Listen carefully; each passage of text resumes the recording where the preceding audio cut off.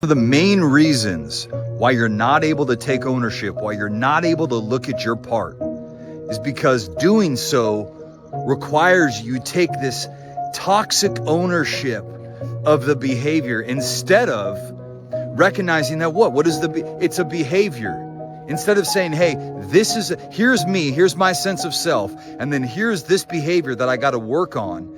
Instead, you see yourself as the problem instead of the behaviors. That's why you can't separate your sense of self from what you do, the behaviors.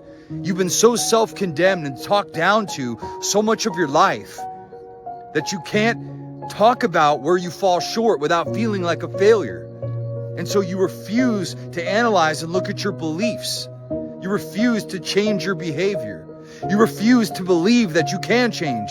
And all these parts are parts of a victim mentality, defensiveness, contempt, stonewalling. It's all the byproduct of survival mechanisms, ways that you avoided vulnerability in your past. And what has this done? Avoiding vulnerability hasn't made you more connected to the people around you. Avoiding vulnerability and humility, right? Humility isn't thinking of yourself. It's not thinking less of yourself.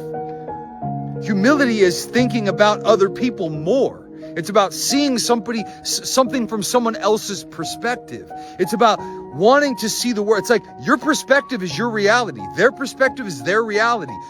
Don't expect other people to think and feel the way that you do or see things the way that you do. Your goal in a relationship is to learn, to understand, how is my behavior antagonizing something going on with my wife? Majority of the time, you don't realize how you're shape-shifting and turning into somebody else from her past.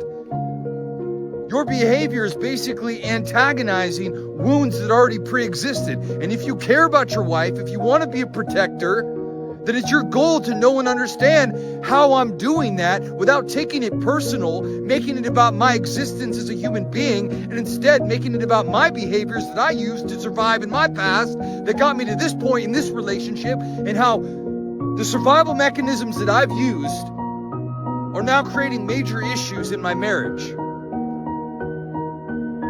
This is the work that needs to take place. You got to look within yourself. And once you start to look within yourself, you're able to look within other people and understand what's the real source of the trigger. It's never the behavior.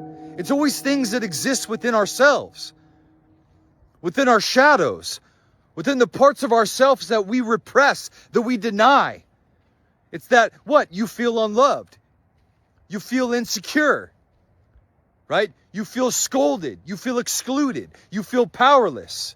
Right? These are the real sources of the trigger. It's your responsibility to look within. And once you look within yourself, you can look within others and have X-ray eyes, X-ray vision. You can see beyond the surface layer issue, and you can see beyond. And then you can speak to that part of your wife.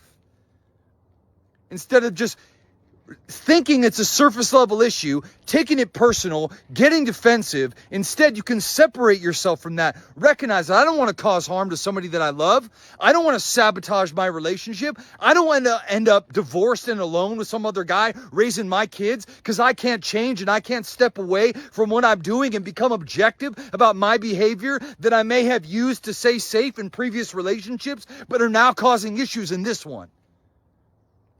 Wake up. Step outside yourself. Become the awareness. Start to observe what you're doing